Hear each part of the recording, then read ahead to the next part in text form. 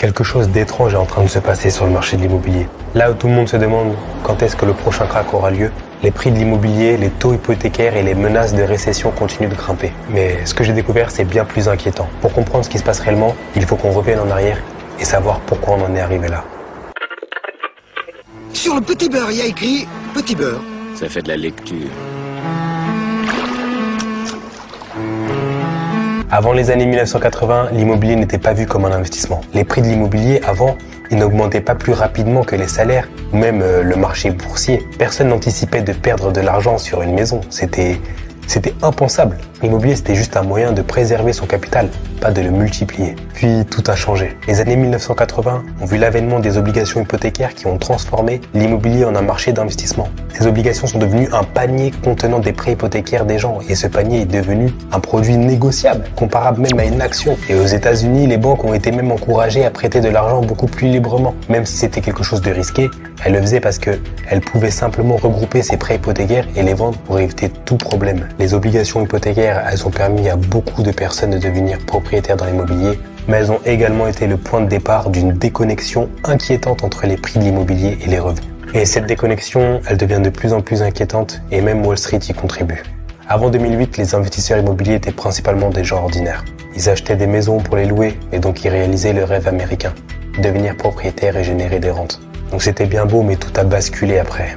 L'avidité de Wall Street a plongé l'économie dans la crise, entraînant une chute des prix de l'immobilier et un raz-de-marée des ventes forcées. À partir de ce moment-là, il y a eu beaucoup trop de logements sur le marché. Cette surabondance de logements a provoqué une baisse des prix qui a déclenché une crise des saisies, avec 4,7 millions de propriétaires saisis entre 2007 et 2011. Ce moment a marqué un tournant dans Wall Street et sur le marché de l'immobilier. Le gouvernement américain est intervenu pour limiter les dégâts. Et devinez qui est venu à la rescousse? Les mêmes coupables qui avaient provoqué la crise financière en premier lieu. Les fonds spéculatifs, les banques et les fonds de capital investissement, également connus sous le nom d'investisseurs institutionnels à Wall Street. Le gouvernement les a invités à acheter en masse des propriétés saisies. En 2012, un programme a été lancé, autorisant des groupes à acquérir facilement des milliers de maisons. Cette opportunité leur a permis de collecter des milliards. Les investisseurs institutionnels ont créé des Real Estate REIT pour financer ces acquisitions, dont les parts sont négociées comme des actions. L'équivalent des REIT aux États-Unis sont comme par exemple des OPCI, donc des organismes de placement collectif immobilier en France. Les OPCI sont des véhicules d'investissement collectif en immobilier qui permettent aux investisseurs de participer à la performance du marché immobilier.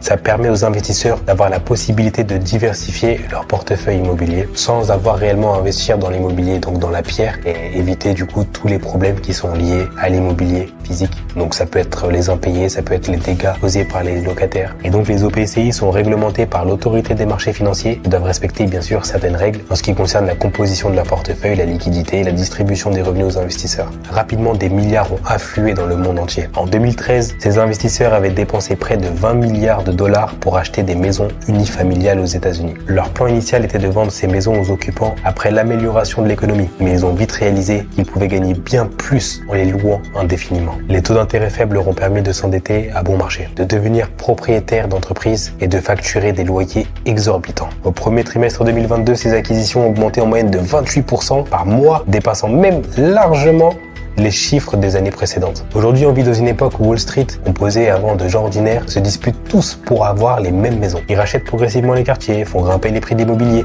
et rendent même le logement inabordable aux États-Unis. Blackstone est le plus grand propriétaire de maisons unifamiliales du pays. Et Blackstone prétend que cela n'a pas d'impact sur le marché de l'immobilier car il ne contrôle moins de 1% du marché aux États-Unis. Mais il possède déjà près de 20% des maisons unifamiliales à Phoenix et Atlanta. Le problème, c'est que les investisseurs institutionnels ont la capacité de cacher leur identité. Ce qui signifie que le nombre de maisons qu'ils possèdent réellement est probablement beaucoup plus élevé que ce qu'ils déclarent. En 2018, Blackstone a acheté des maisons au Danemark, mais les locataires ont rapidement découvert que le propriétaire était en réalité Blackstone, dissimulé derrière des couches d'entreprises écran. Ces propriétaires d'entreprises prétendent offrir un meilleur service aux locataires, mais la réalité est bien différente. Ils cherchent à maximiser les profits, augmentent les loyers de manière agressive et facturent des frais exorbitants. Ces pratiques ont des conséquences négatives sur les locataires qui se retrouvent pris au piège d'un système qui les exploite. Mais le problème va bien au-delà des propriétaires d'entreprises. Le marché immobilier est confronté à une pénurie de logements. Et ça, que ce soit aux États-Unis ou en France. La France a besoin entre 300 et 400 000 nouveaux logements par an. Et cette pénurie ne fera qu'aggraver la situation car les prix continueront d'augmenter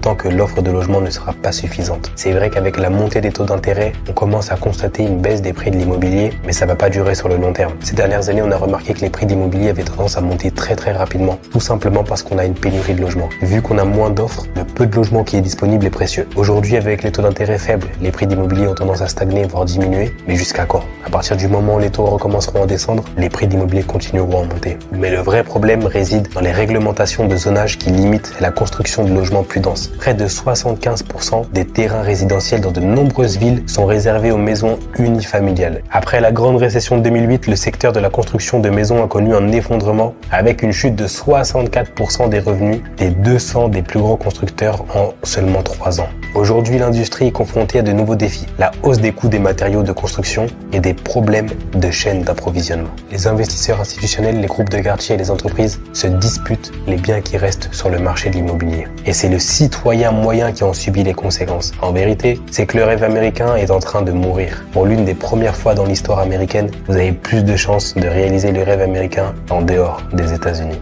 Mais ce n'est pas seulement une question de prix de l'immobilier, mais de possibilités d'avenir.